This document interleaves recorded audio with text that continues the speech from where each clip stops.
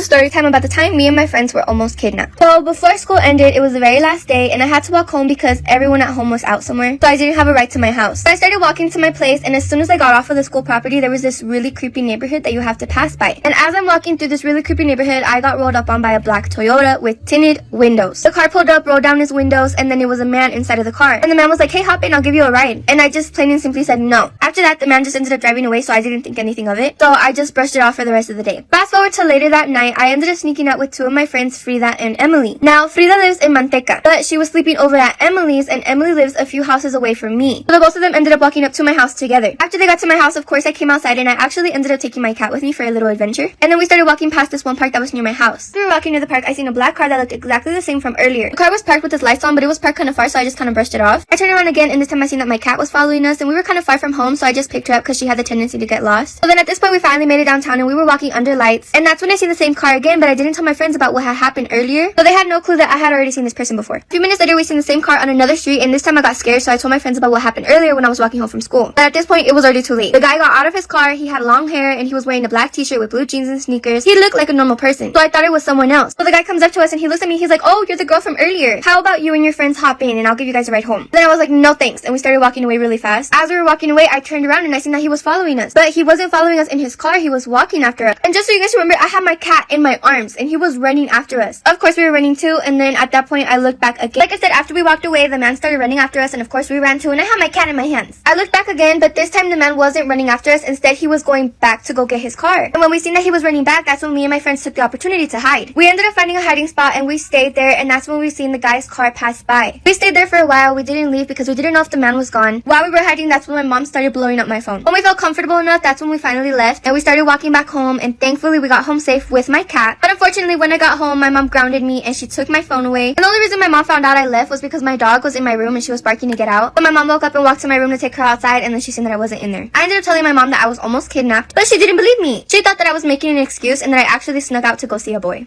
This is the story time of potentially one of the weirdest dates I ever went on. I met this guy in high school, and he was really cute in high school, but he was kind of not my type just because he was too nice. I can already smell the men in my comments, like, "This is why you never have a good boyfriend, because men are too nice for you." Yeah, like, he was too nice. It was weird. The ones who are too nice have a really weird, crazy side, and it's like really weird. So it always had a crush on me, and honestly, I always disregarded it because I was just kind of like, yeah, he's cute, but he's kind of dumb as a box of rocks. Also, he's just too nice. One day, he basically asked me to come with him in his car and like hang out, and I was like, you know what? I want to do something. You're cute. Like, I'm going to stop disregarding the nice guys. You know, that was my crazy thought. I was so crazy for thinking that. We start hanging out, right? Like, frequently. Like, he opens the door for me. He's always calling me beautiful. And I'm, like, starting to like him, but there's just something holding me back. I think it was something about the way his beard hair looked. Like, it just was, like, an ick to me. I don't know. Also, I was always just caught up on my ex. Like, I never really wanted to get interested in him because I was just in love with someone else, basically. Well, one day he's starting to tell me about this girl that he was just talking to literally 2 weeks prior. Like, they were talking. I had no clue about this because I've been hanging out with him for, like, weeks at this point, and I was just kind of like, ooh, I'm sorry, what? I think this made me like him more. On this specific day, he had picked me up with like the intent of like doing our little thing. We'd go to a pond at night, we'd hang out there, then we'd go to Wegmans and we'd get some food, and it was like our little date. Telling me about this girl he was just talking to, and he's telling me how she just went back to her ex-boyfriend, and he's like riled up, like he's like angry. He proceeds to tell me that he bought her a ring.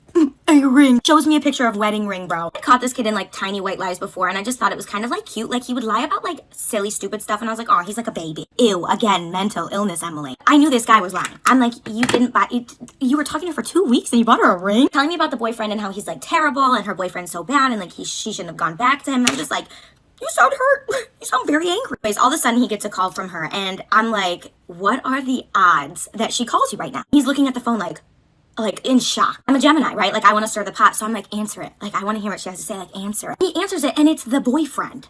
It's the boyfriend. He starts screaming on the top of his lungs. Mind you, this nice guy that I thought was so nice is screaming on the top of his lungs. He throws his car in reverse and starts zooming towards her house at like 100 miles per hour, like going psychotic. It like takes a second for me to recognize that he's driving to her house right now, and I'm just like, yo, what the? Wait, we're going to her house? I'm just trying to calm him down. I'm like, yo, you gotta calm down. Like, I want to go home. Like, this is so weird. Like, this is like the weirdest ever thing ever. He's like, no, I'm gonna kill him. I'm gonna kill him. I'm gonna kill him. I'm calling my brother. Like, my brother's gonna come home from whatever and kill him. Like, what? And this kid, like, just take me home before you do this. Like, please, like, haha, like, I'm not trying to be rude. Like, please don't blow up and be crazy. But, like, I just want to go home. Part 2 of the story time of the weirdest date I ever went on. And yes, I have the old headband on, baby, because this is a real one. Okay? They're all real. but this one is crazy. Basically pleading with this man at this point to bring me home because I'm just like, you know what? I really don't want to be like the other girl. You know, you're clearly still in love. You're also clearly psychotic. And like, I don't want to pull up at her house and be in your car. Okay. I'm saying my girlfriend like, yo, like this is getting crazy. Like I'm so uncomfortable. Like, what do I do? And she's like, tell him to pull over so you can get an Uber. And I'm like, no, like you don't understand. We are on the throughway. This girl didn't live close. Like, we were going on a little excursion, a little travel. So his brother finally answers the phone, and he's trying to calm him down, too, and he hears me in the background, and he's like, who's in the car? Ariana, what are you doing here? I'm like... Basically, his brother ends up calming him down, and then he's just, like, calmed down, and he's like, let's go back to my house and, like, hang out. And I'm like, okay. I go back to his house, and I'm expecting, like, probably be there, like, 30 minutes so he can calm down, and then he'll drive me home. But no, he starts playing the game. And I'm just like, are you playing the game right now? I turn off the console and I'm like, yeah, like I want to go home. And he literally silently stands up, throws his controller, pissed off. And I'm just like, are you truly that mad that I just turned off the game? Like that is actually so weird. Gets in his car and silently brings me home. Mind you, my ride home isn't very quick. Right before we get home, he asked me, what is it about the other guy that's keeping you from dating me? Are you projecting? Were you or were you not just going to 120 miles per hour towards another girl's house with me in the car? Yeah, the thing about the other guy is that he doesn't actually do that. I literally tell him, you're just too nice. You're just too nice, even though I just learned that you're not nice at all, but you're just too nice. He drops me off at home and I never hear from him again. Ever again. Am I wrong for letting my stepdaughter spend a night in jail instead of bailing her out right away?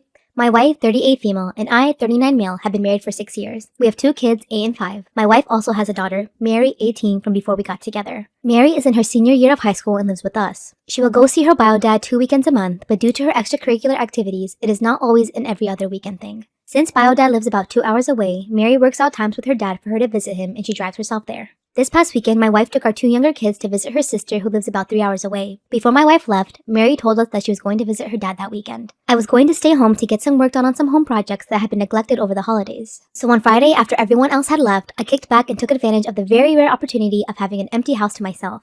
I bought a nice bottle of bourbon, visited our local dispensary, and bought myself a nice steak. About 3 a.m., I was awoken by a phone call. Any parent knows that a phone call at that time of night is a nightmare situation. So I immediately answered. It was my wife, and she told me that Mary had been arrested and had just been called from our local jail. Apparently, she lied about going to her dad's house and had instead attended a party. The party got busted and Mary panicked and tried to run. Of course, the cops caught her and arrested her. My wife said that the police would allow me to go get Mary right away instead of keeping her in jail. I told my wife that I had been drinking earlier and was probably not safe to drive, let alone drive to a police station. I told her that I would pick Mary up first thing in the morning. My wife yelled at me for being irresponsible by drinking to that point in case of an emergency. I told her that I was home by myself and everyone else in the family was supposed to be hours away, so I essentially had zero responsibility for anyone besides myself. She eventually calmed down enough to see my side. The next morning, I went and got Mary right when I woke up. When I saw her, it was obvious she had been crying a lot and she didn't say a word to me on the way home.